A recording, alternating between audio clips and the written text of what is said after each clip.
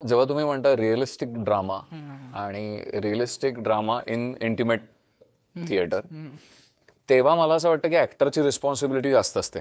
Patience कमी असणारे कलाकार जर आपल्या समोर आहेत आत्ता, तर थोडं त्यांना इन्सिक्युअर करून बघूया. तुमच्या झोपा उडतायत का बघूया.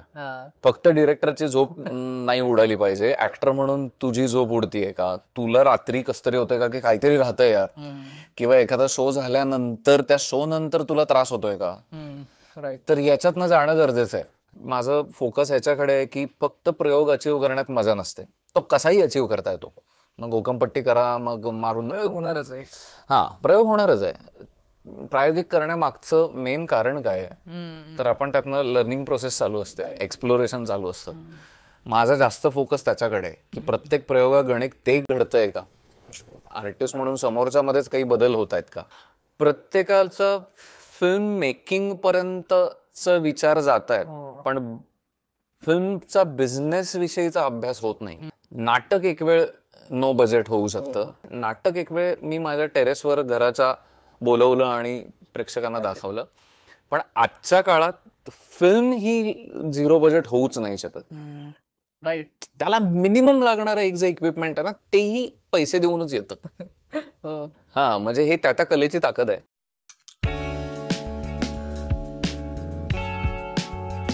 तर तुझं काय चालू आहे, नाटक वगैरे कुठलं चालू आहे? नाटक माझं आता वर्ख नावाच्या नाटकाचे मी प्रयोग केले ना, 3 प्रयोग झाले त्याचे. आणि आता बघूया परत कधी चान्स मिळेल, कारण आता जरा ती एक वेगळी जबाबदारी असल्यामुळे नाटक मी खूप असा वेळ घेऊन करतो. अच्छा, तू स्वतः डिरेक्ट केले ना ते? हा, मी स्वतः डिरेक्ट केलं होतं ते. आता म्हणजे मी 2018 मध्ये जेव्हा त्याचे प्रयोग झाले होते तेव्हा त्याच्यात एक रोल केला होता, आणि मग तेव्हा पण त्याचे काही प्रयोग होऊन थांबले. पण मला ते नाटक खूपच आवडलं होतं तेव्हा, म्हणून मग यावेळेला मी बसवायला म्हटलं ते.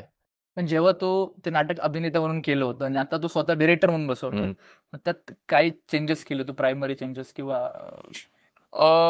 चेंजेस म्हणण्यापेक्षा ना, मला थोडंसं मी ओव्हरऑल जेव्हा तुम्ही म्हणता रिअलिस्टिक ड्रामा आणि realistic drama in intimate theatre, तेव्हा मला असं वाटतं की ऍक्टरची रिस्पॉन्सिबिलिटी जास्त असते.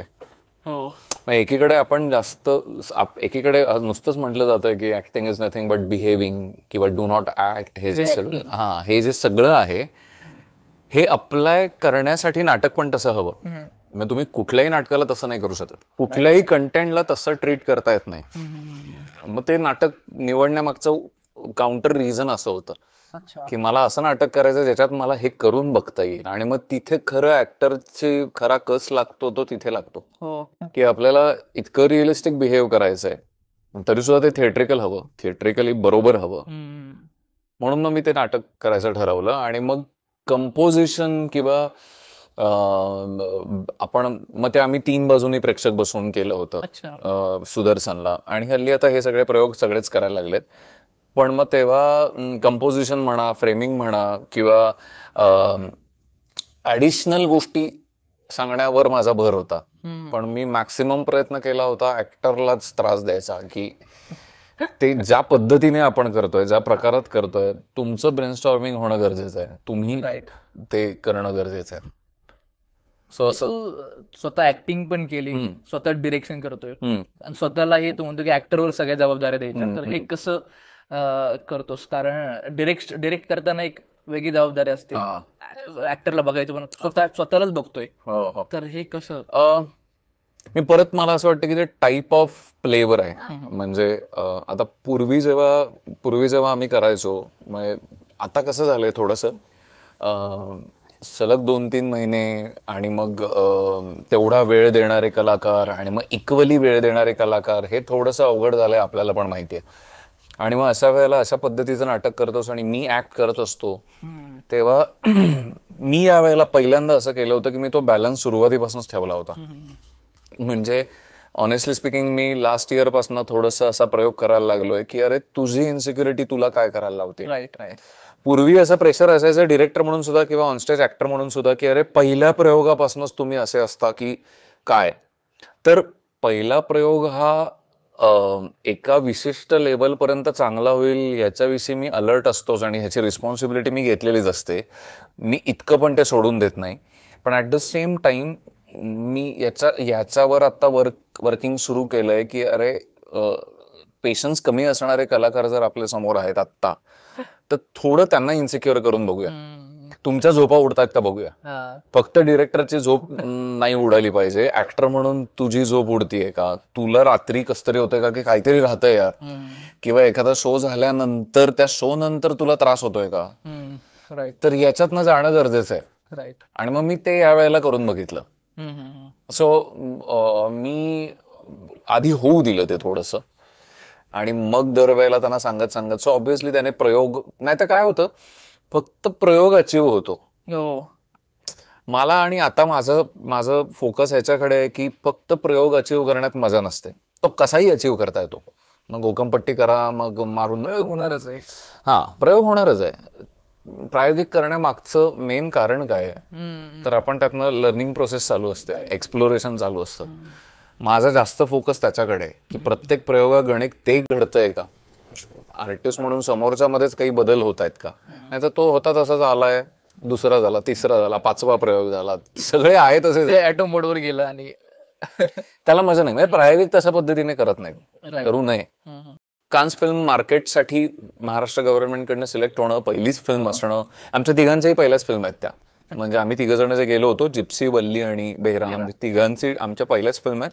आणि तिथे गेल्यानंतर जर म्हणशील तर तुम्ही सगळ्यात महत्वाचं, तुम्ही कुठल्या हेल्दी स्पर्धेचा भाग आहात हे कळतं. मी मुद्दाम हेल्दी हा शब्द वापरतो.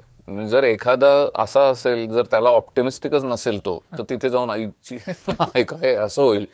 पण ते तसं नाहीये. तुम्ही एका अत्यंत हेल्दी कॉम्पिटिशनचा भाग आहे. जगात तुमच्यासारखे किती क्रिएटर आहेत, त्यांचे काय प्रयत्न चालले आहेत, कशा पद्धतीच्या फिल्म्स बनतायत, ट्रेंड्स काय आहेत, ते अगदी म्हणजे तुमच्या बूथच्या शेजारी कोणाचे बूथ आहेत, कुठल्या कंट्रीजचे आहेत, आणि ते काय पद्धतीने डील करतायत.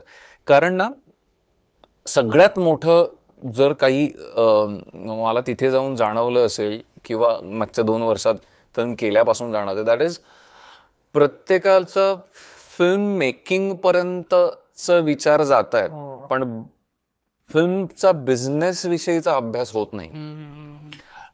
म्हणजे मी जसं पहिली फिल्म केल्यानंतर म्हणालो होतो की नाटक एक वेळ नो बजेट होऊ शकतं. नाही, मी त्याला दुय्यम नाही म्हणत आहे. नाटक एक वेळ मी माझ्या टेरेसवर घराच्या बोलवलं आणि प्रेक्षकांना दाखवलं. पण आजच्या काळात फिल्म ही 0 बजेट होऊच नाही शकत. राईट. त्याला मिनिमम लागणारं एक जे इक्विपमेंट आहे ना, तेही पैसे देऊनच येतं. म्हणजे हे त्या कलेची ताकद आहे. आणि it is very simple. If you are investing something, then तुम्हाला थोडं मिळायला पाहिजे. अगदीच एक्सपेरिमेंट म्हणून तुम्ही काही करता तो विषय वेगळा. यू हॅव SLR किंवा तुमच्याकडे ऑलरेडी आहेच बाबा काहीतरी, देन इट इज ओके. पण मग तरी सुद्धा जगाने ते बघावं, ह्याचं कंपल्शन चांगलं करण्याकडेच नेतो तुम्हाला. सो मला तिथे जाऊन ते कळलं की काय, म्हणजे मी स्वतःला हा प्रश्न विचारत होतो की आपण नक्की काय केलंय म्हणून आपण इथे येऊ शकलोय, आणि माझ्या आजूबाजूची 1000 लोक आहेत, त्यांनी नक्की काय केलंय म्हणून ते इथे आले. सो हे एक सतत ऑब्झर्वेशन त्या 8-10 दिवसात करायला मिळालं. आणि बाकी तर अनेक गोष्टी तिथे घडल्या. मला माहीत पण नव्हतं AR रहमान तिथे येणार आहे, प्रभुदेवा तिथे येणार आहे, मला काहीच माहीत नव्हतं. आणि अशी मंडळी ज्यांना तुम्ही 32 वर्ष ऐकताय, म्हणजे पहिली चटक म्युझिकची ज्याने लावली तो माणूस तो आहे 92-93 साली, आणि तुम्ही 2024. सो मला लिटरली असं झालं की अरे हेच आहे, म्हणजे इथे ते सर्कल पूर्ण झाल्यासारखं. मला पूर्ण म्हणजे एक असतं ना, काय हा माणूस आहे, असे एक मध्ये पोकळी असते, तर ती अशी तरी भरून निघाली. खरं स्वप्न त्याच्याबरोबर काम करणं आहे. आय होप ते होईल पूर्ण. नक्कीच होईल. येस. हाय, हॅलो, नमस्कार. आज आपल्यासोबत आहेत श्रीकांत प्रभाकर. श्रीकांत दादा गेले अनेक वर्ष तो नाटक करतोय. म्हणजे मी जेव्हा ललितमध्ये आलो होतो, तर मी भेटलो येतो, त्याला इंटरव्ह्यू घेतला होता. तर त्यांनी सिरियलचा एक जो फेमचा काळ होता तो सोडून बाय चॉईस तो नाटक करतोय.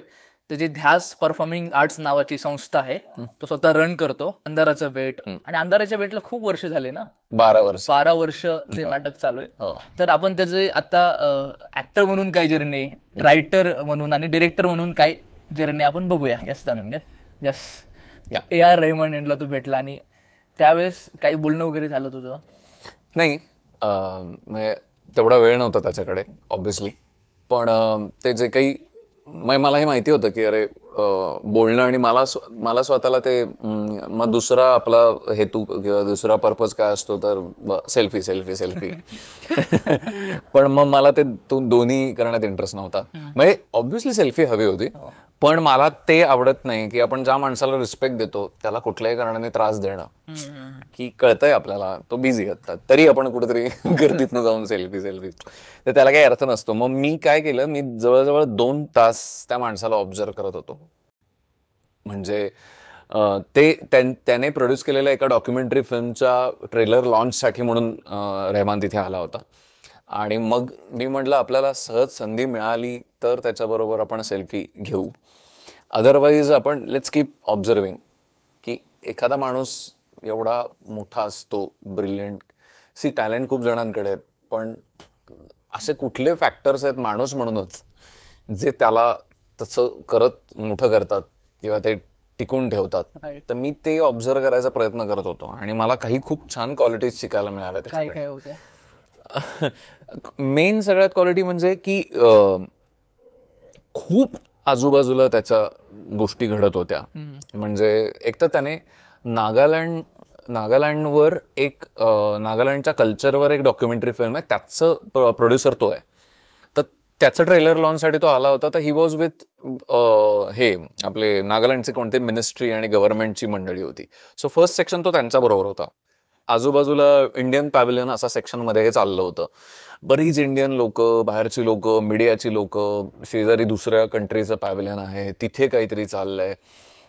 मग त्याचा ट्रेलर लॉन्चच्या आधी ते नुसते बसले होते. मग ट्रेलर लॉन्च झाला, मग त्याच्यानंतर जवळजवळ 1-1.25 तास त्याचे इंटरव्ह्यू चालले होते. ह्या सगळ्या 2.5-3 तासामध्ये आता त्याला ऐकायला जात असेल ना, सगळं ऐकायला जात असेल, दिसत असेल की अरे आजूबाजूला काय चाललंय, सगळं चांगलं वाईट, हसणे खिदळणी, मजा मस्ती, पार्ट्या आहेत, ते अनेक गोष्टी घडत होत्या.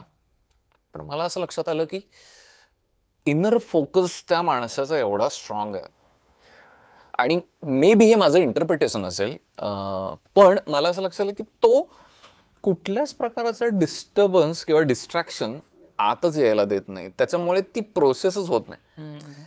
आतच यायला देत नाही ना जेव्हा तुम्ही, तेव्हा ते झटकण्याचा पण मुद्दा येत नाही.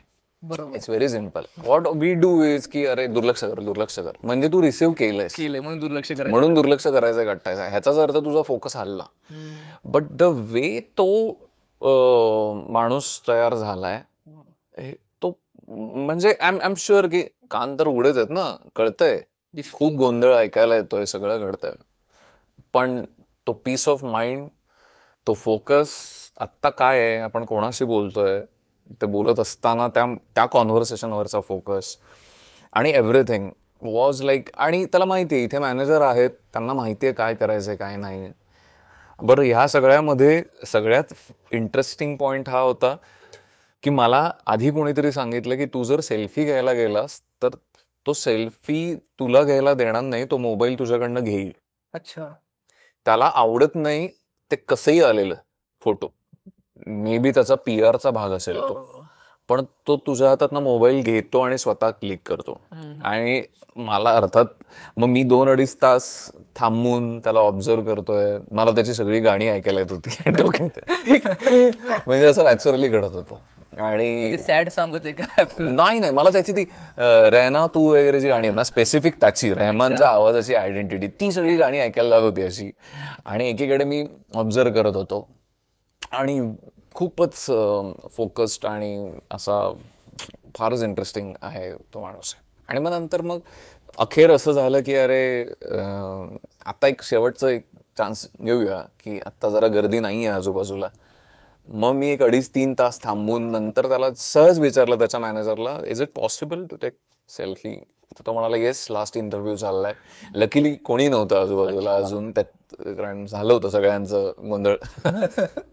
आणि मग तो खूप छान एक काय म्हणतात ना इन्स्पायर करणारा फोटो मिळाला. वा वा. असं सगळं घडलं. भारी. जेव्हा तू कान्स मधनं आता तू लोकांना कळतं की हा याची फिल्म कान्स मध्ये गेली, त्यावेळेस अप्रोच कसे बदलतात? प्रोड्युसरचे असतील, को ऍक्टरचे असतील, किंवा ग्रुप्सचे असतील थिएटर करणाऱ्या, आजूबाजूच्या लोकांचे असतील, घरच्यांचेच असतील, अप्रोच कसे बदलतात? कौतुक वाटतं आणि सगळ्यांना कौतुक वाटतं. प्लस हे जास्त छान वाटतं की अरे पहिलीच फिल्म असून हे एवढं जे काही सगळं घडतंय याचा अर्थ हा चांगलं काहीतरी काम करतोय. जसं थिएटरच्या बाबतीत व्हायचं की नॅशनल फेस्टिवलला सिलेक्ट झाली किंवा इंटरनॅशनल फेस्टिवलला नाटक सिलेक्ट झालं किंवा राज्य नाट्य स्पर्धेला काहीतरी मिळालं, तर ती पोचपावती असते. तर ती पोचपावती प्रत्येकाकडनंच मिळते ऑब्व्हियसली. पण ऑनेस्टली स्पीकिंग प्रोड्युसर किंवा पैसे या बाबतीत काहीच फरक पडत नाही. म्हणजे मी म्हणून म्हणालो की कान्सला घेऊन मी सगळं प्रॅक्टिकलच बोलेन. फेस्टिवल्स ही गोष्टच मुळात अशी आहे, कुठल्याही प्रकारचे फेस्टिवल्स ही गोष्ट अशी आहे की ती तुमची फिल्म कुठल्या पद्धतीची आहे, ती कुठे बघितली जाणार आहे, ह्याचे जे ठोकताळे आहेत त्याच्यावर त्याचा काहीच परिणाम होत नाही. अच्छा. हा एक आहे की एक इन जनरल जे बायफर्गेशन आहे की काहीतरी टाइमपास फालतू काहीतरी केलेलं आहे पण काहीतरी चांगला अभ्यास करून केलेला आहे, हे जे मेन बायफर्गेशन आहे एकूण कलाक्षेत्रात.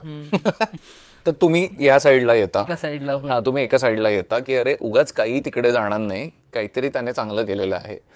पण आपल्यालाही अशी कितीतरी उदाहरणं माहिती आहेत ज्या फिल्म्स थिएटरला नाही चालल्या पण त्यांच्या मागे फेस्टिवलची मोठी लिस्ट आहे, कितीतरी फिल्म्स आहेत का. आणि मग मी म्हणून मगाशी म्हणालो तसं की एखादं नाटक मला कदाचित तसं करता येईल, मला फिल्म तशी नाही रन करता येत. आणि मग आता जे तू म्हणतोस प्रोड्युसर किंवा पैसे देणाऱ्यांचे अप्रोच, तर त्याच्यात मी सुद्धा बोलत असताना पहिला मुद्दा हा कधी ठेवत नाही, सर कान्सला जाऊन आली आहे द्या ना पैसे. हा काही मुद्दाच असू शकत नाही. कारण आत्ता ज्या सगळ्या म्हणजे मुंजासारखी फिल्म थिएटरमध्ये आहे समजा, किंवा उद्या जाऊन कांतारासारखी एखादी फिल्म येईल किंवा पुष्पासारखी एखादी फिल्म येईल, त्याच थिएटरला मला भेरा पण दाखवायची रे. सो विकायचं दुकान सेमच आहे. ते वेगळं नाही होत. तुला प्रायोगिकला तो स्कोप आहे नाटकाला की अरे मी सुदर्शनला करेन किंवा माझं हे नाटक यशवंतरावचं नाहीच आहे, पण तयार आहेत. पण मग तसं मग तिथे ते मुद्दे येतात की मग तुला थिएटरला सेमच दाखवायचे असेल तर मग तुला हे माहिती पाहिजे की मी किती स्केलवर रिलीज करू.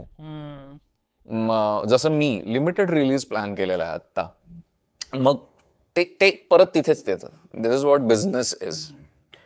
तू जी रिलीज करणार ते जे आर्थिक गणित आहे, जे आर्थिक तू इन्व्हेस्टमेंट केली ती प्रोड्युसरने केली, ती बाहेर काढण्यासाठी का? नाही, अनेक पर्पज आहेत ना. सरकारचं जे अनुदान मिळतं ते अनुदान मिळायला तुम्हाला काही मिनिमम सेंटर्सना ती दाखवावी लागते, हा एक पर्पज आहे. दुसरं तुम्ही फिल्म कुठल्या पद्धतीची बनवली आहे त्याच्यावर ठरतं की तुम्हाला त्याचं पुढे काय करायचं. म्हणजे मी फिल्म बनवत असताना मोठ्या पडद्यावरती कशी दिसेल, लार्जर कॅनव्हासवर कशी दिसेल हेच डोक्यात ठेवून केलेलं आहे. सो ऑब्व्हियसली मला वाटणार की अरे मिनिमम लेवलला तरी ती दाखवावी, कारण त्याचा अनुभव मोठ्या पडद्यासाठीच मी बनवलेला आहे. काही काही फिल्म्स असतात ज्या आपल्याला डिरेक्टली ओटीटीवर रिलीज झालेल्या दिसतात कारण त्या बनवलेल्या आहेत अशा. सो तुला पहिल्यापासून माहिती पाहिजे की तू काय बनवायला चाललायस, त्याच्यासाठी जो पैसा टाकतोयस त्याचे रिकव्हरीचा स्कोप किती आहे आणि त्याचा पुढची जर्नी काय असली पाहिजे. आणि हे मी पहिल्या फिल्म पासूनच स्वतःला सांगत आलेलो आहे, कारण मी एकतर फिल्म बनवायची इच्छा आणि ऍक्च्युअल फिल्म बनवणं ह्यामध्येच 12 वर्ष घेतली आहेत मी. म्हणजे मला 2010 साली पहिल्यांदा वाटलं होतं की मला फिल्म बनवायची, पण जोपर्यंत हे गणित मला क्लिअर कळत नाही तोपर्यंत मी सुरुवातच नाही करणार असं ठरवलं. ते गणित काय होतं? गणित एकतर सगळ्यात महत्वाचं म्हणजे इट्स व्हेरी सिम्पल की तुला व्हिज्युअलाइज जेव्हा होतात गोष्टी डिरेक्टर म्हणून समजा, तर त्या व्हिज्युअलाइज होतात नाटकासारख्याच. अच्छा. किंवा मला एखादी फिल्म सारखी एखादी स्टोरी मला फिल्म मीडियम मध्ये दिसते पण मला अजून त्याचे जे टूल्स आहेत त्या टूल्स विषयीचा एक्सपिरियन्स नाही आहे.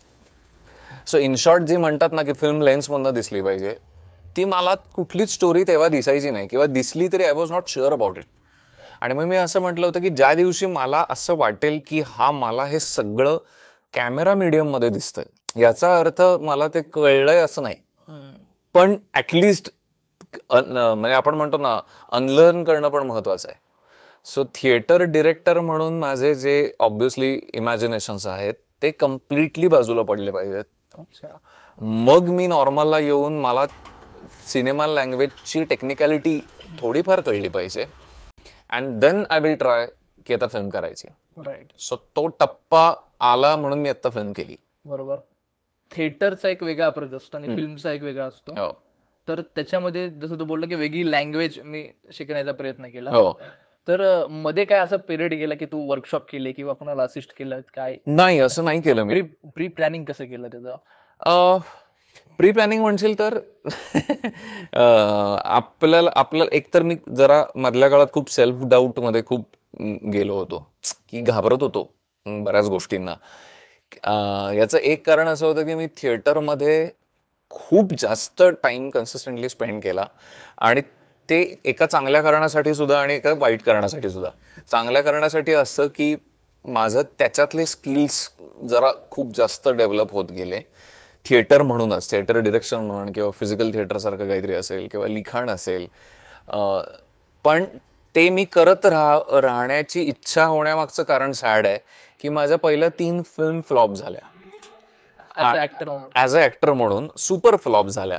म्हणजे मी ती नावं पण नाही सांगणार, पण मी तेच म्हणतो की त्या जर फ्लॉप झाल्या नसत्या तर मग मी माझी स्ट्रेंथ चेक करायला परत थिएटरकडे आलोच नसतो. अच्छा, पण ते ऍज अ फिल्म म्हणून चांगले होते का? नाही ना, ओव्हरऑलच ते उदासच होतं सगळं. मी माझ्या साईडने खूप चांगले प्रयत्न केले, पण ते गणलेलंच होतं सगळं प्रकरण. मला करतानाच कळत होतं की अरे असे खूप आहेत, आणि असे खूप इंडस्ट्रीत पूर्वी तर खूप असायचे की अरे इस फिल्म के बाद वगैरे, तर इस फिल्म के बाद तेरा करिअर चेंज. कुठेही माझं करिअर गेलं नाही, ते आहे तिथेच होतं. तर त्याचं ह्या पण मी तेच म्हटलं की तू वर्स्ट घडल्यानंतर तुला स्वतःला, ती एक फेज असते की जेव्हा तुला फेल्युअर येतं, तुला ठरवायचं असतं की तू ह्याच्यावर सोल्युशन कसं काढणार. राईट. गिव्हअप करून काढणार का तुझ्या हातात आहे ती स्ट्रेंथ आजमावून बघणार. मग मी थिएटरची माझी स्ट्रेंथ कम्प्लिटली आजमावून बघितली, आणि असा काळ खूप मोठा होता.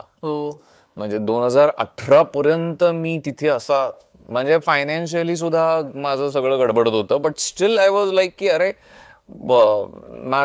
माझा रुटीनचा पार्ट जे आहे तेच मी काढून टाकलं तर मी गडबडणार, हे मला माहिती आहे.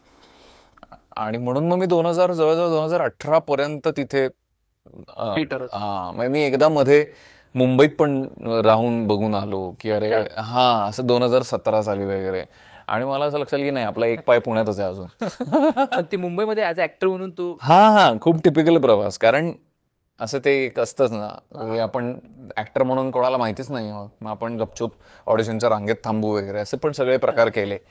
पण मला लक्षात आलं की अरे हे एकीकडे आपण मेंदू आपला पुढे धावतोय, बॉडी मागणं येते, तर ते काही अर्थ नाहीये.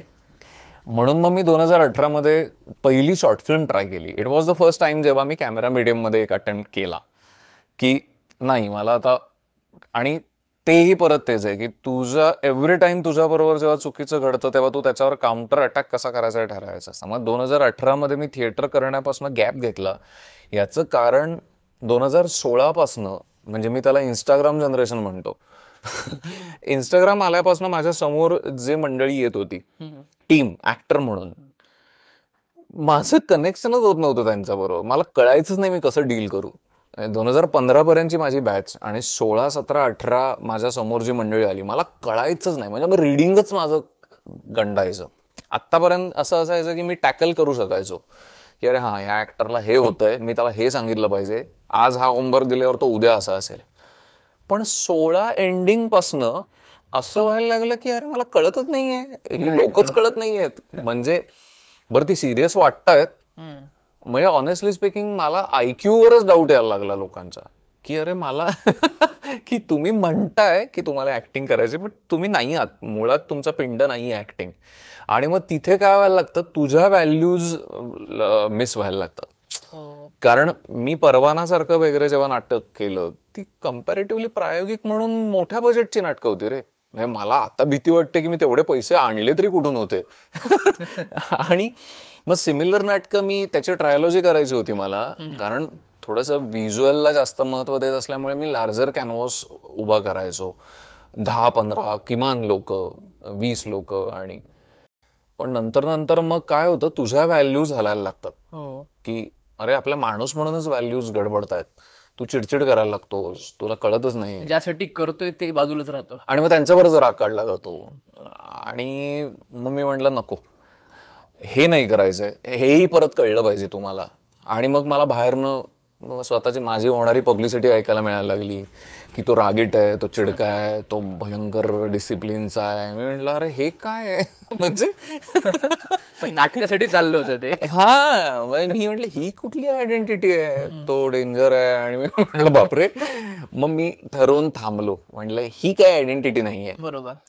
लोक लांब जात असतील तर याला काही अर्थ नाहीये. म्हणून मग मी 2018ला ठरवून गॅप घेतला की नाही बस, हा मी आता काही. आणि मग एकीकडे 2015 पासून म्हणजे मी राज्यनाट्य स्पर्धेसाठी नाटकं बसवणं हा माझा एक वन ऑफ द इंटरेस्टिंग हे चॉईस असायचा. पण 2015 पासून असं व्हायला लागलं की माझ्या विरुद्ध राजकारण पण व्हायला लागलं होतं थिएटर स्पर्धेमध्ये. म्हणजे मला बाहेर काढण्यासाठी खूप जण धडपडतायत दरवर्षी, असं मला ऐकायला मिळायला लागलं. मग मी जे केलंच नाहीये ते आरोप माझ्यावर झाले, ते मला कळले. आणि मी म्हटलं की अरे हे काय गढूळ आहे सगळे, म्हणजे का करतायत लोक. बरं अशी मंडळी की ज्यांना मी स्वतः हेल्प करायला गेलोय त्याच्या पूर्वी,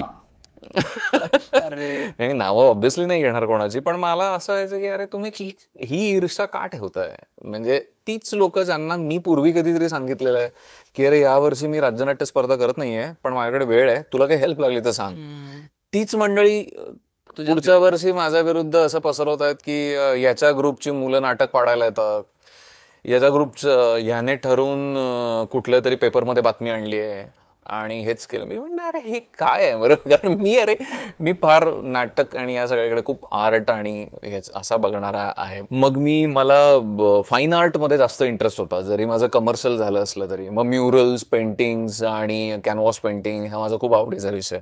मग मी 3 वर्ष त्याचं फ्रीलान्सिंग केलं. पण मग एक स्टेज अशी आली जेव्हा मला आणि 2012 साली खूपच ते असं खूप एकत्र आलं. म्हणजे मला थिएटरमध्ये सुद्धा काहीतरी एक्सप्लोर करायचं होतं. ॲट द सेम टाइम माझं फ्रीलान्सिंग पण चाललं होतं. त्यात माझे बाबा एक्सपायर झाले 2012 साली. आणि आय वॉज लाईक की पूर्ण लाईफ असं हे झालं होतं, शॅटर्ड होतं, डिस्टर्ब होतं. आणि मला असं आलं की आता काय करावं की मग मी ठरवलं नाही आपण फोकस करूया. खूप होतं ते फिजिकली मेंटली पण. आणि मग मी तेव्हा पहिली फिल्म मला लकीली मिळाली, तीच सुपर फ्लॉप झाली. पण मला शिकायला खूप मिळालं. रंगीत तालीम झाली तेव्हा. फिल्म मीडियमचं पहिलं एक खूप मोठ्या लेन्सचा फिल्म होती. आणि सो तिथे मग मी पहिल्यांदा ठरवलं की आपण आता या एंटरटेनमेंट इंडस्ट्रीवरच फोकस करूया. सो ती जर फिल्म चांगली असती, त्या फिल्ममधनं काही झालं असतं तर कदाचित मी थिएटर एवढं पुढे नसतं केलं किंवा तेवढा वेळ नसता मिळाला. मी कसं तरी बॅलन्स केला असता. कारण थिएटर हे म्हणजे आत्ता पहिल्यांदा मागच्या 2 वर्षात असं झालंय की एक खूप मोठा काळ असा जातो जेव्हा मी थिएटरविषयी काही करत नाही. अदरवाईज मला जेवढं आठवतंय 2000 पुण्यात आल्यापासून पुढचे जवळजवळ एक 15 वर्ष अशी आहेत माझी की मी विदाऊट थिएटर या टॉपिक शिवाय मी एक आठवडा पण काढलेला नाही. हा म्हणजे मिनिमम काहीतरी नाटक तरी बघायला गेलोय किंवा मिनिमम काहीतरी डिस्कशन तरी झालेत. असं झालेलंच नाहीये की ह्या आठवड्यात थिएटरचं काहीच घडलं नाही. ते का करावंच वाटलं तुला थिएटर?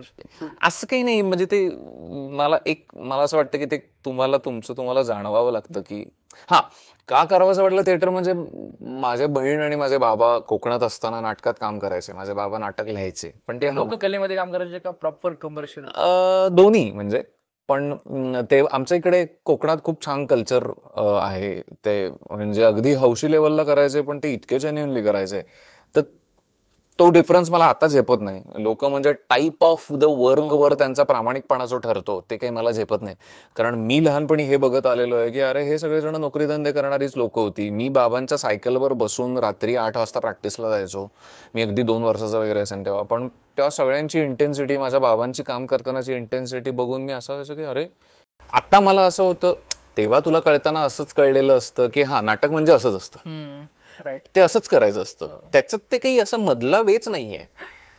ते इतकंच एक्सप्रेसिव्ह असावं, ते इतकेच इंटेन्स असावं, ते इतकंच एनर्जेटिक असावं. प्रोजेक्शन द्यावंच लागतं तर ते ऐकायला जातं.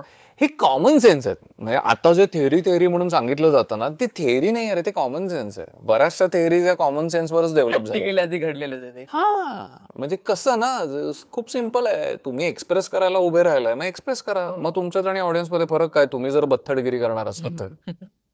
सो माझ्यावर ते खूप इम्प्रेशन होते. आणि मी खूप छान छान नाटकं तिथे बघितली त्या सगळ्या मंडळींची.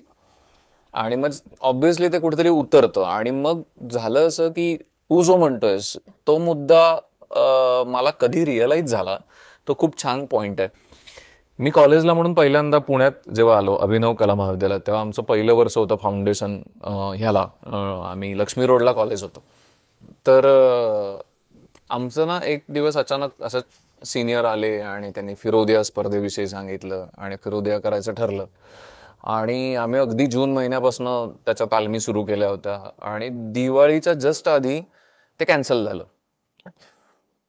पण मला असं झालं की अरे हे यार, तुम्ही म्हणजे दारापर्यंत नेलं आणि सांगितलं नाही नाही दार बंद आहे. तर ते खूप कसतरी झालं होतं मला. आणि मग नेमकं तेव्हा डान्स कॉम्पिटिशनची तयारी चालू होती कॉलेजमध्ये. मी तो ग्रुप जॉईन केला ऍक्सिडेंटली. मी डान्सर नव्हतोच तोपर्यंत. म्हटलं मला ट्राय करायचं. एकतर सगळ्यात महत्वाची गोष्ट म्हणजे नाही, मला हे एक्सप्लोअर करायची ही टेंडन्सी आहे माझी, की इफ समथिंग तुम्ही ज्याच्याविषयी क्युरियस आहात ते तुम्ही एक्सप्लोअर करून बघितलंच पाहिजे. हे बाय डिफॉल्ट आहे. बरोबर. मग काही असेल. मग मी ते केलं आणि मला लक्षात आलं की अरे पण बरे नसतो. कंटेम्पररी डान्स होता तो. आणि त्या सगळे सिनियर होते, तेही म्हणाले की अरे हा कोण आहे, आपल्याला माहिती कसं नाही. तर आणि तिथे काय झालं, सलग त्यात एक 5-10 मिनिटाच्या सिक्वेन्ससाठी 2 महिने 5-5 तास प्रॅक्टिस. आणि मला ना ते सगळं आवडत होतं. प्रॅक्टिस करणं. हा म्हणजे एकतर राहायला तेव्हा हडपसरला होतो आम्ही, रूम घेऊन राहायचो मी. आणि सकाळी दुपारी 2 वाजेपर्यंत कॉलेज करायचं, जेवण करून प्रॅक्टिसला जायचं. सलग 5-5.5 तास प्रॅक्टिस करायची. पाय असे तुटलेले असायचे. आणि मग स्वारगेटवरनं बस पकडून हडपसरला लटकत संध्याकाळचं जायचं. आणि अशी छान झोप लागायची. तशी झोप परत लागलीच नाही कधी. आणि हे 2 महिने केलं मी. आणि ना तेव्हा सबमिशन माझं खूप पेंडिंग होतं. आणि आता एक्झाम समोर आली, सबमिशन कम्प्लीट करायचं होतं. 2 मीडियम मध्ये आम्हाला असाइनमेंट्स असायच्या. One is that bottle colour, poster colour जे म्हणतात ना ते, आणि सेकंड इज ट्यूबचे कलर. सो वॉटर कलर आणि ओपेक कलर आम्ही त्याला म्हणायचो. तर ते जे वॉटर कलर आहे ना ते, तर मला ना त्याची भीती वाटायची, कारण त्याला खूप कंट्रोल लागतो हातावर आणि ब्रशवर. 3 महिने फक्त डान्स डान्स डान्स कॉम्पिटिशन वगैरे केलं. आणि आता सबमिशन कम्प्लीट करायचंय म्हणून मी म्हटलं त्या पोस्टर कलरला जरा वेळ लागतो, म्हटलं आपण हे एकदा ट्राय करूया. तर माझा ब्रशवरचा कंट्रोल बेटर झाला होता. अरे मग कॉन्सन्ट्रेशन. बॉडीचा जो ग्रेस आहे ना, मी डान्सर म्हणून जे केलं 3 महिने, त्याच्यात माझ्यात जो बदल झाला, तर माझा ब्रशवरचा कंट्रोल बेटर झाला होता. आणि माझा लाईन्स अजून ग्रेसफुली यायला लागल्या होत्या. आणि मग it was the first time जेव्हा मला हे स्ट्रॉंगली रिअलाइज झालं की अरे हे काहीतरी, हे जे आहे ते तुला माणूस म्हणून इम्प्रूव्ह करण्यासाठीच खूप गरजेचं आहे. आणि मग असे अनेक अनुभव येत गेले. कशाचं कनेक्शन कुठे लागू शकतं माहितीच नाही. म्हणजे अनेक आर्टिस्ट सांगतात की हे किती इंटरकनेक्टेड आहे सगळे. आणि मग त्याच्यानंतर असं झालं की मला असे अनेक अनुभव येत गेले की मी काहीतरी थिएटर करायचो किंवा एखादं नाटक करायचो आणि मला असं लक्षात यायचं की अरे आपण खूप अजून सेन्सिटिव्ह झालोय. आर्ट कॉलेजचे एक सर होते, ते एकदा म्हणाले होते की जो ओव्हर सेन्सिटिव्ह माणूस असतो तो युजली आर्ट फील्डकडे वळतो आणि तो तिथे वळाला की अजून सेन्सिटिव्ह होतो, असं ते एक चक्र आहे. तर ते माझं थिएटरच्या बाबतीत तर अगदीच झालं की मी केलेल्या प्रत्येक, अगदी कॉलेजपासून केलेल्या प्रत्येक प्रोजेक्टने मला सेन्सिटिव्ह केलं, ओव्हर सेन्सिटिव्ह केलंय मला. काय म्हणतात ना, अख्खाचा अख्खा अप्रोचच बदलला. सेन्सिटिव्ह होणं म्हणजे काय, तुला काय वाटतं तुझ्यावर? सेन्सिटिव्ह होणं म्हणजे मी तेच म्हणतो, तुम्ही ऑलरेडी सेन्सिटिव्ह असता म्हणून तुम्हाला म्हणजे माणूस म्हणलं की ते आलंच. पण एका बघ ना, आपण जे युजली बघतो की एका ठराविक वयापर्यंत लहानपणी बऱ्यापैकी सगळे सेमच असतात. त्यांचे इंटरेस्ट, त्यांची क्युरियोसिटी, करून बघण्याचे अटेम्प्ट हे बऱ्यापैकी सेमच असतात. इव्हेंच्युअली ते प्रवास एवढा का बदलत जातो? गॅप आणि डिफरन्स. हा, तर मग स्वभाव असे का तयार होतात, मग तुम्हाला स्पेसिफिक तीच गोष्ट करावीशी का वाटते, तर हे सगळं त्या अपब्रिंगिंग मध्येच आहे. म्हणजे जसं मी खूप क्लोज टू नेचर राहिलेलो आहे कोकणात असताना, पण मग माझ्या बहिणी पण, 2 बहिणी मला मोठ्या ज्या आहेत, आम्ही एकाच घरात राहायचो, पण तरी मी अशा पद्धतीने का घडलो, त्या तशा पद्धतीने का घडल्या, मग याची बारकी बारकी बारकी कारणं असतात. माझा मामा खूप असा एक्सप्लोरर असल्यासारखा, जो कोकणात आहे, तो काही नवीन गोष्ट एक्सप्लोर करताना मला घेऊन जायचा. मग रॅन्डम डोंगरदऱ्यात फिरणं, जंगलात फिरणं, मग ते सगळंच कुठे ना कुठेतरी तुमच्यात पेरलं जात असतं. आणि मग ते सगळं कुठे उतरतं, तर कुठेतरी व्यक्त होण्याची जेव्हा वेळ येते, मग माझे फिजिकल थिएटरच्या प्रोडक्शन्सचे सगळे विषय हे काहीतरी नेचर, एन्व्हायरमेंट किंवा अशालाच घेऊन आहेत. आणि आणि तो तुझा चॉईस असतो. युजली लोकांचे चॉईसेस कुठे हलतात, जेव्हा मटेरियलिस्टिक गोष्टींवर आपण येतो. मग त्यांची चूक नाहीये काही. आणि मग इथे परत मी माझं पूर्ण क्रेडिट माझ्या घरच्यांना देईन, की ते तिथनं आपण सुरुवात केली, की त्यांना एका पॉइंटला जेव्हा हे कळलं आणि मीही त्यांना सांगितलं की मला नाटक सोडायचं हे फक्त सांगू नका. तुमचे भांडण वगैरे किंवा काय झालं का? खूप असे क्लॅशेस नाही. बहिणी फक्त सांगायच्या आणि ते काळजीपोटीच सांगायचं, हेही मला माहिती आहे. पण मी तुला तेच म्हणतोय की तू कुठेतरी सिद्ध व्हावा लागतोस. म्हणजे ती वेळ येईपर्यंत ना, आम्ही इंटरनॅशनल नॅशनल फेस्टिवल्स काही केले होते, किंवा राज्यनाट्याला मी 2दा मला प्राइज मिळालं होतं. असं एक फिल्म मी करून बघितली होती. सो त्या फेजेस येत असतात. सो तुला हे कळलं पाहिजे की व्हॉट एक्झॅक्टली तुला करायचंय आणि तू कुठेतरी सिद्ध व्हावा लागतो, कशातनं तरी सिद्ध व्हावं लागतं. राईट. सो मग घरच्यांनी मला ओके, त्यांना हे लक्षात आलं की, आणि सगळ्यात मेन असं झालं की माझे बाबा माझे खूप मोठे काय म्हणतात ना, ऑब्झर्वर आणि सपोर्टर होते. माझे बाबा असं सांगायचे घरच्यांना, जे मला नंतर कळलं, की त्याचा इन्कम विषयी टेन्शन घेऊ नका, तो कसत नाही कसेही पैसे कमवेल फॉर शुअर. मग उद्या परत तोच जॉब करेल, किंवा तो काहीतरी लेखक म्हणून करेल, ऍक्टर म्हणून करेल. He has so many options. जेव्हा तशी वेळ येईल तेव्हा तो ते काही ना काहीतरी करेल. पण जोपर्यंत तो काहीतरी एक्स्ट्रा एक्सप्लोर करायचा प्रयत्न करतोय, त्याला नको अडवायला. आणि मग जेव्हा परत तुला हे कळावं लागतं की अरे, तुला जर ही एवढी हेल्दी सपोर्ट सिस्टीम क्रिएट झाली आहे, तर तू त्याचा चांगला फायदा कसा घ्यायचा, गैरफायदा नाही. आणि त्याच्यामुळे झालं काय, फायनान्शियल कंडिशन कशी का असे ना, ती किंवा तिचा आणि नाटक करण्याचा काहीच संबंध नाहीये, हे मला जेव्हा रिअलाइज झालं. म्हणजे असं होणार आहे का की मी उद्या एक 50,000ची नोकरी करतोय म्हणून मी त्यातले 25,000 नाटकात टाकले, तसं नाहीच होणार आहे. किंवा ते टाकले जरी मला त्याच्यासाठी घ्यायचे एफर्ट्स हे बदलणार आहेत का, तर नाही बदलणार. सो मला माझं स्वतःचं रिअलायझेशन हे होतं तेव्हा, की नाटक कुठल्याही कारणाने थांबवायची गरज नसते. पण ऑनेस्टली स्पीकिंग आत्ता खरंच अवघड झालंय. कारण तेव्हा ना, पर आवर जे भाडं होतं हॉलचे कुठल्याही, काहीच नसेल ना, काहीच नसेल, नाही होतं तेव्हा सुद्धा.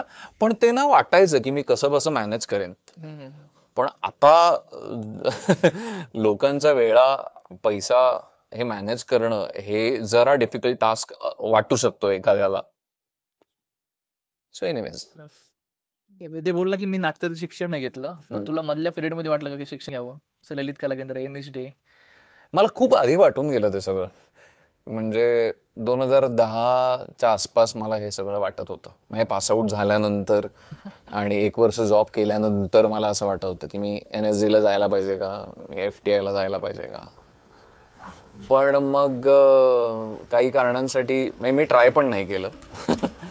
आणि कारण परत तेच आहे, तोपर्यंत मला हे कळलं होतं की अरे ते काही केलं तरी परत इथे आल्यानंतर जे आहे तो स्ट्रगल तसाच आहे.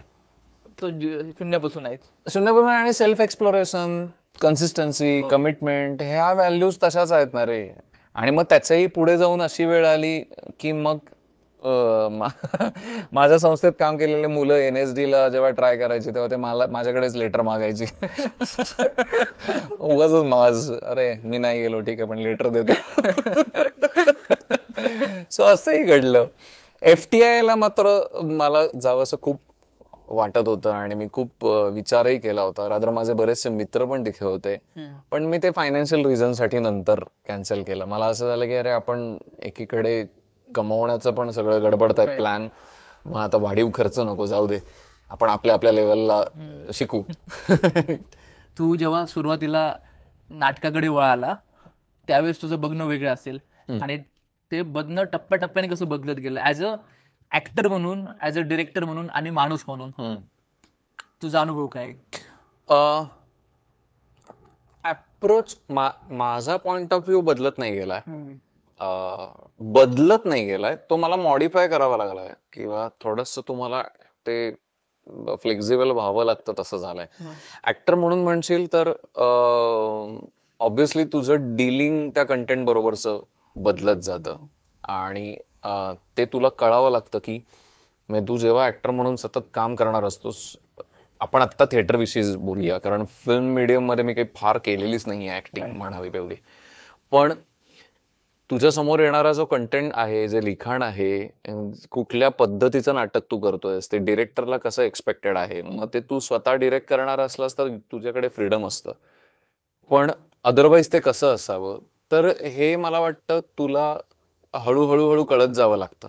म्हणजे जसं मी म्हणालो तसं की इंटिमेट थिएटरमध्ये इतकं सटल पद्धतीने काहीतरी करायचा प्रयत्न करणं हे मी इतक्या वर्षात नाही केलेलं, किंवा पूर्वी करायचो तेव्हा मला कदाचित हे जमायचं नाही की मी सटलच्या नावाखाली जे करतोय किंवा माझ्या बरोबरचे ऍक्टर जे करतायत तर कॅज्युअल नाही ना. कॅज्युअल म्हणण्यापेक्षा ते अंडर प्ले वाटता कामा नये. थिएटर मधलं रिअलिस्टिकचं सगळ्यात मोठं चॅलेंज ते असतं की तू सॅड इमोशन सटली दाखवायला गेलास की ऐकायलाच जात नाही समोरच्याला डायलॉग, अंडरप्ले होऊन जातं. तर मग तो अंडरप्ले होऊ नये म्हणून तुझा आवाज आणि तुझं प्रोजेक्शन हे सगळं एका पर्टिक्युलर स्टेज पर्यंत किती म्हणतो ना गळा शेक बसलेला पाहिजे, त्याला गरम पाहिजे तो. तर या गोष्टी मला वाटतं की त्या ऍक्टर म्हणून तुला ऑब्झर्वर राहून आजूबाजूला काय नक्की, बिकॉज आपण त्याला कंटेम्पररी म्हणतो ना, जे काय आहे ते कंटेम्पररी, आणि कंटेम्पररीचाच अर्थ तो आहे की तुला जे 20 वर्षापूर्वी कंटेम्पररी म्हणून शोध लागला ते आता ओल्ड स्कूल वाटू शकतं, किंवा ते मेलोड्रामा वाटू शकतो किंवा ते लाऊड वाटू शकतं. सो ह्या त्या सगळ्याच्या मध्यावर तुम्ही ऍक्टर म्हणून असता की रायटरचा कंटेंट काय आहे, कुठल्या स्टाईलने डिरेक्टरला ते बसवायचंय, ते मॅच होतंय का, ऍट द सेम टाइम ती स्टाईल आत्ता चालतीये का, ती कुठे परफॉर्म केली जाणार आहे, आणि याच्याविषयी तुम्ही खूप असे अलर्ट पाहिजे. राईट. तर ते मी एकतर करत आलोय, त्या वेळेला करत आलेलो आहे. मग आता जसं बेईमान नावाचं नाटक केलं, प्रदीप वैद्यांनी बसवलं होतं, प्रदीप दादाने, आणि वसंत कानेटकरांचं ते लिखाण आहे, ते बऱ्यापैकी एडिट करून आम्ही सलग 90-100 मिनिटाचा दीर्घांक केला होता बॉक्सला, आणि त्याच्या चारही बाजूने प्रेक्षक बसायचे. तर ते करत असताना तुला वसंत कानेटकरांचं लिखाण आहे पण तू करतोयस प्रायोगिक पद्धतीने, चारही बाजूने प्रेक्षक बसलेत तुझ्या, आणि आत्ता तरी सुद्धा तुला तो मेकबिलीफचा गेम करायचाच आहे, ते कळलं पाहिजे. कारण लिखाण 50 वर्ष 40 वर्ष जुनं आहे, तर ते तुला टेम्प्ट करतं बऱ्याचदा तशाच पद्धतीने घ्यायला. पण ते होऊ न देता, आणि कानेटकरांचं लिखाणही बदलायचं नाहीये, आणि तरी सुद्धा तुझं कन्व्हिक्शन तुला अशा पद्धतीने प्लेस करायचंय की अरे तू जे करतोयस ते पात्र खरंच आत्ता आम्हाला खरं वाटलं पाहिजे. हा, आणि ते सुद्धा सगळ्यांना. राईट. कारण म्हणजे 50च्या पुढचे जे होते, ज्यांनी पूर्वीचं बेईमान बघितलेलं आहे ते आत्ता येतोय, हा, तर तसं नाही. आता जर कोणी 25 वर्षाचा माणूस येऊन बसलाय, मुलगा येऊन बसलाय, तर त्यालाही ते मेक बिलीफ लेवलला खरंच वाटलं पाहिजे. तसं तुला ते स्वतःला बरोबर बॅलन्स करावं लागतं. ते प्रयोग करताना तुझं कसं झालं ते? मला ते फारच मजा आली, कारण की मी तेच म्हणतोय ती फ्लेक्झिबिलिटी तू सतत त्याच्याविषयी अलर्ट आणि अवेअर राहून मला सगळं कळलंय हे आलं की ते संपलं. म्हणजे मी आहे तसंच राहणार आणि मला आता बरंच काम करायचं असं नाही होऊ शकत. मला असं वाटतं की ऍक्टर म्हणजेच फ्लेक्झिबिलिटी. ऍक्टर असं जेव्हा तुम्ही म्हणता तेव्हा सर्व प्रकारची फ्लेक्झिबिलिटी तुमच्यात पाहिजे. मी आहे तसंच काम चालू राहिलं ही एक स्टेज यावी लागते. कारण तुम्ही तसे आवडलेले असतात, तसं एक्सेप्ट केलं गेलेलं असतं तुम्हाला, तुम्ही तसे असता म्हणून तुम्हाला पैसे मिळालेले असतात आणि मग तिथेच तुमचं प्रॉडक्ट म्हणून मार्केट केलं जातं. And that is the reason आपल्याला असे अनेक सक्सेसफुल नट आहेत ते तसंच्या तसंच करताना दिसतात गेले कितीतरी वर्ष, कारण त्याच्या मागे कमर्शियल रिझन आहेत. राईट. पण जेव्हा तुम्ही स्वतःला घडवण्याच्या प्रोसेसमध्ये असता, एक्सप्लोर करण्याच्या प्रोसेसमध्ये असतात, तेव्हा ही फ्लेक्झिबिलिटी पाहिजेच. तिथे तुम्ही असं म्हणून नाही चालू शकत की मी असाच आहे आता सांग काय करायचं. सो हा फरक आहे.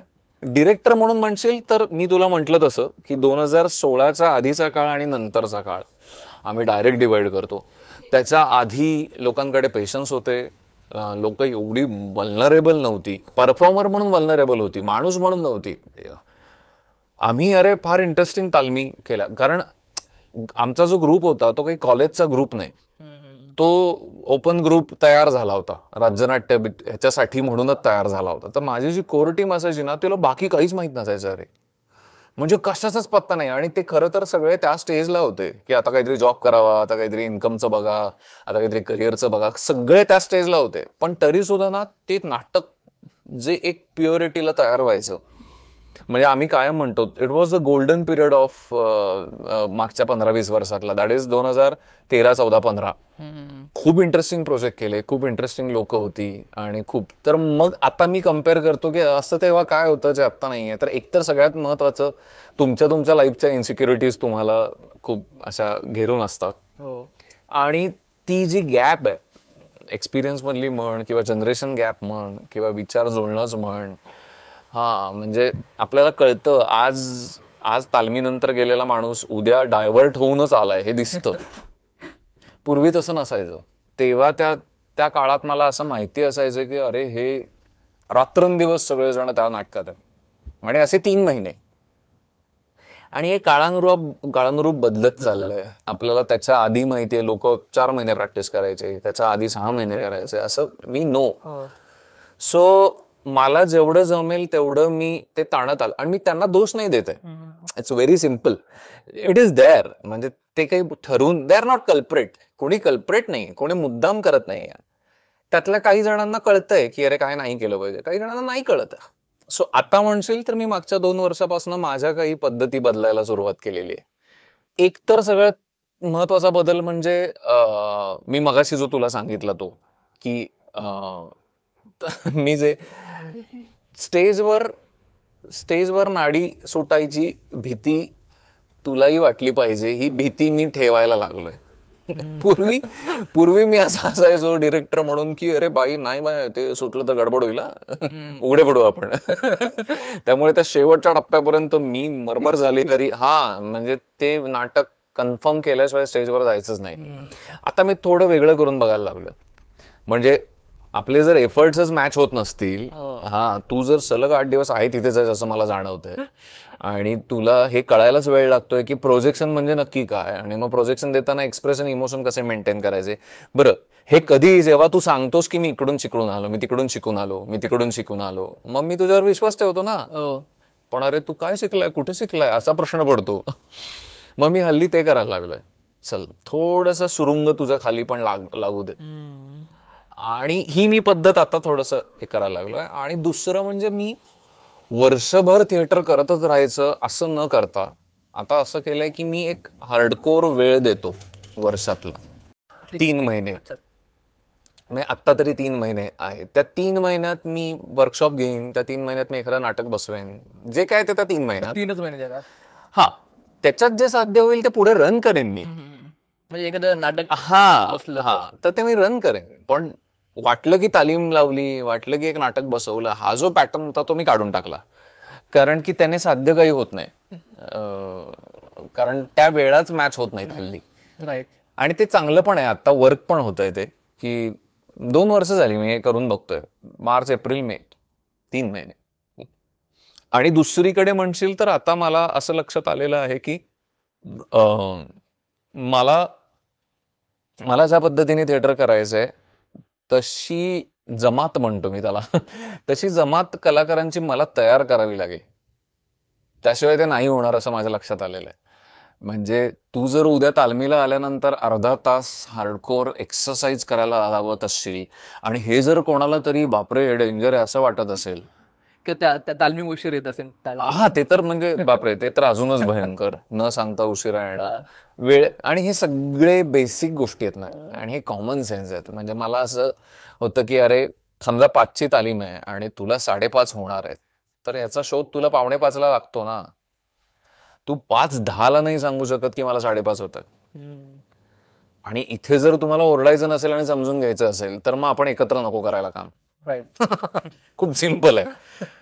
तर किंवा तुम्ही तुमचं ग्रेसच दिसत नाहीये, तुमची एनर्जीच बाहेर पडत नाहीये, तुम्ही रियाज करतच नाही आहात किंवा तुम्ही फिटनेसकडे लक्षच देत नाही आहात. आणि ऍट द सेम टाइम मी या गोष्टींना घेऊन पण अलर्ट आहे की मी सगळ्यांना कंपल्सरी सांगितलेलं असतं माझ्या तालमींमध्ये की भूक ताणून वगैरे तालीम करायचा नाहीत माझा. म्हणजे तो जो उशिरा येणारा माणूस आहे ना, तो सुद्धा 5:30ला येतो, 9:30 पर्यंत त्याची एनर्जीच नसते. मी म्हणतो काय होतंय आज, तर तो माणूस म्हणतो मी दुपारी 1ला खाल्लंय त्यानंतर खाल्लंच नाहीये. मग मी अजून चिडतो, खाल्लं का नाही. हा शहाणपणा कोणी सांगितलं करायला. 5:30ला आलास ना, मग तेव्हाच सांगायचं की मी खाल्लेलं नाहीये, फक्त काहीतरी पार्सल घेऊन या. किती वेळ लागतो ना, काहीतरी 10 रुपयाची 20 रुपयाची केळी घेऊन यायला किती वेळ लागतो. काहीच नाही. सो माझं म्हणणं असं असतं की ऍक्टर म्हटल्यानंतर काही बेसिक गोष्टी केल्या पाहिजेत, असायलाच पाहिजेत. त्याशिवाय तुमच्या हाती काही लागत नाही. लोक काय करतात, एकीकडे हे करत असतात, दुसरीकडे त्यांना म्हणजे त्यांची गाडी भलत्याच गावाला जात असते, रस्ता भलताच पकडलेला असतो. असं नाही असू शकत. हो, टार्गेट वेगळं असतं, पण कोणीतरी म्हणलेलं असतं की थिएटर करा. आणि ते कम्पॅरेटिव्ह असतं सगळं, की माझ्या बरोबरचे कुठे पोहोचले, मग आज हा हे करतोय तर तो कुठे पोहोचला, असं काहीच नाहीये. बरं तो जो पोहोचलेला आहे तो म्हणत असतो की अरे मला थिएटर करायला नाही मिळालं. So, सगळे दुःखीच असतात. सगळी म्हणजे तसंच आहे ते सगळं. पण सॅटिस्फाईड. सगळ्यात मजा तीच आहे की मी कायम म्हणतो की दॅट पॉइंट तो तुम्हाला अचीव्ह झाला पाहिजे की तुम्ही तुमच्या कंट्रोलमध्ये असणं 100%. मला माहिती आहे माझं प्रोजेक्शन सेट आहे, माझी एनर्जी सेट आहे, मी एक्सप्रेस करतोय आणि आय एम ऍब्सोल्युटली अलर्ट, आणि हे 2 तास मी माझ्या कंट्रोलमध्ये. ही स्टेज जेव्हा येते ना तेव्हा मग तुम्ही कुठल्याच तुलनेमध्ये पडत नाही की माझं काय झालं, कसं होणार आणि मी कुठे पोहोचणार. लोक त्या स्टेजलाच पोहोचत नाहीयेत पटकन. सो डिरेक्टर म्हणून डेफिनेटली मी माझ्या मेथड्स बदलतोय. मी काही आता पुढे जाऊन प्लॅन करतोय की प्रोडक्शन ओरिएंटेड वर्कशॉप्स घ्यावेत, जेणेकरून ते सगळंच सेट होईल. एक प्रोडक्शनही बसेल. हा, आणि वर्कशॉप एक वर्कशॉप असेल, मग त्याच्यानंतर एक नाटक बसवलं जाईल, मग त्याचे म्हणजे बरेच वर्कशॉपमध्ये असं होतं की त्याचे शोज शेवटच्या दिवशी एखादा करून संपवतात. पण आपणच म्हणतो ना की नाटक मुरायला 5-10 प्रयोग जावे लागतात. सो मग मी एक असा डिझाईन करायचा प्रयत्न करतोय की एक ऍटलीस्ट 7 प्रयोगापर्यंतच वर्कशॉप असेल. राईट. हा, म्हणजे तुम्हाला पहिल्या दिवशी पडलेले प्रश्न निदान 7व्या प्रयोगाला सॉल्व्ह झाले मला दिसतंय. म्हणजे ते वर्कशॉपला एक पूर्ण विराम तरी. हा हा, बरोबर आहे. असं आहे.